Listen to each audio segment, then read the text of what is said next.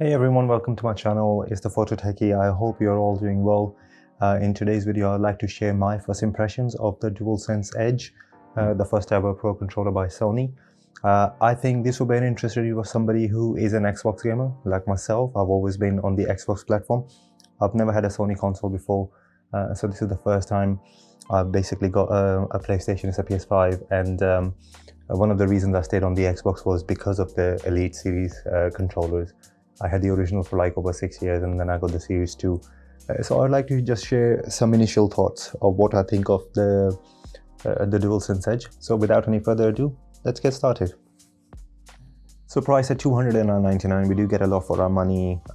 You get a controller, a very premium hard carrying case that does a really good job of keeping all the accessories and the controller in.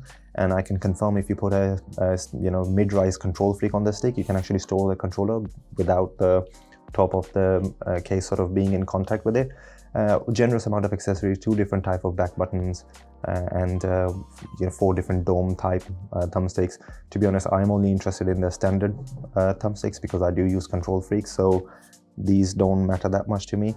But we get this handy locking thing for your USB-C cable. Apologies, I don't have the USB-C cable here, but we do get a very long and premium USB-C cable. And yeah, I think in terms of value, it's of course this is a controller with only 2 back buttons, so it might feel like, oh, we're paying a lot for just 2 back buttons, but there's a lot happening in this controller. There's a lot of technology, the haptics and stuff. I haven't done like an extensive testing, and this is just my first impression, so I will make an extensive review. But what the initial finding I just want to share is, it's coming from an Xbox controller. So I got this PlayStation like 10 days ago, and I've never had a PlayStation before, so this is a bit of a shock for me, especially coming to the DualSense Edge. One of the problems I was finding was the triggers. Especially playing Call of Duty online, trying to tap them quickly was a bit of a problem for me. I just couldn't get used to it. I don't know, like, it's just the way I'm gripping the triggers just felt very strange. So I ended up using the bumpers, and once I did that, I did get some like good time. Of course, I was missing the back buttons because I'm so used to playing with the controller's back buttons, and that's what the Edge sort of gives you on the Sony platform. And so I was using the bumpers, and when I was watching the videos, people showing the trigger stops, it felt like that there was a lot of travel on the triggers here, and I was worried that, oh, it's still gonna, it's not gonna feel that short. But I can confirm in practice, whilst using these, pressing them quickly, this is a really welcome option and amazing. Like, these trigger stops do work very well, and I really do like using these. Also, there's a little bit of a texture, the symbols, the PlayStation symbols are here at the corner of the triggers. That really helps with a bit of a grip. So I'm sort of like trying to get back to using the triggers again, because 10 days using the bumpers, my brain sort of got hardwired in using the bumpers for aiming and shooting. But yeah, the trigger stops work very nicely. Now the problem is, of course we have 2 different types of back buttons. We have the half dome ones and the lever style ones. And I could only use the lever style ones because I'm so used to the Xbox platform and the way I grip the controller. I actually want my middle finger sort of like resting closer to the grip. I can't keep them in the middle. That's how you have to use the half dome ones, because if your finger is out here and you think you're going to move it to the half dome one, you actually knock them out if you move them from inside out. So you actually have to rest them on the dome. But if somebody who grips both fingers on the top there and their ring finger is there, that could be amazing for them.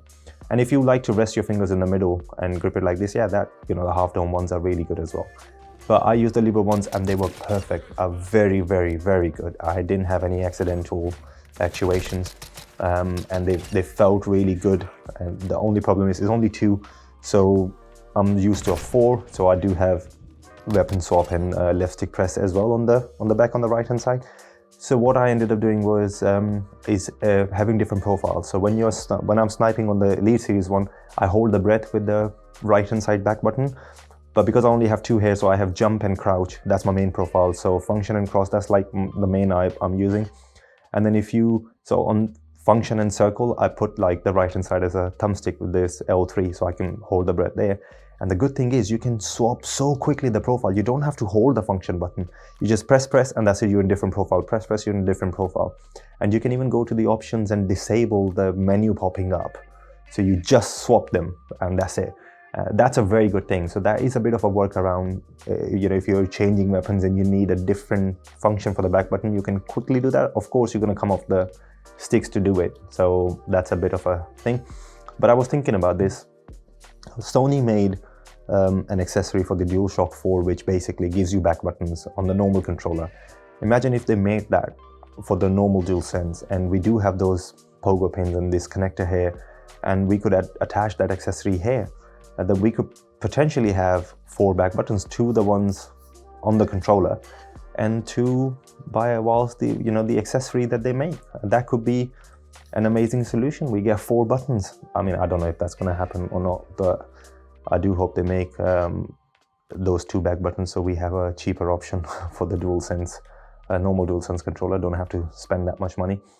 But yeah, that's it from me for the moment, because this is just my first impressions. I've only had this for a day, and I was excited to make this video. So just conclusion for this impression, if you are somebody who's on the Xbox console and controller is the reason that you are there, like myself, and your friends are on the PlayStation platform, you can actually move the platform and have a first-party controller that can give you a similar functionality. Of course, I will be making a detailed comparison of what I feel like playing with the Series 2 and this. That will be coming in a couple of weeks' time once I've had a good amount of time with this, and I'll make a full review on this one as well. But my first impressions, I've had few good sessions on this one. Really like the feel of the controller. I do think it's a very premium product.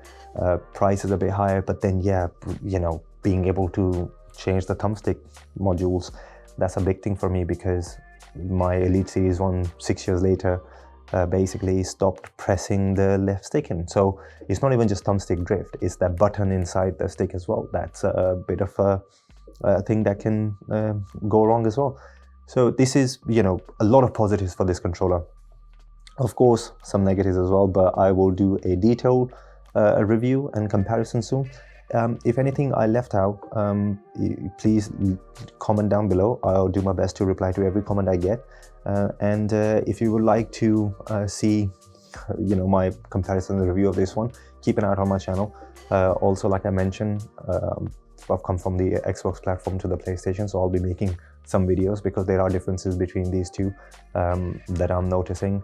So if you like to watch those, keep an eye out. And thank you so much for watching this video. I hope there was some information, some useful information I was able to pass to you.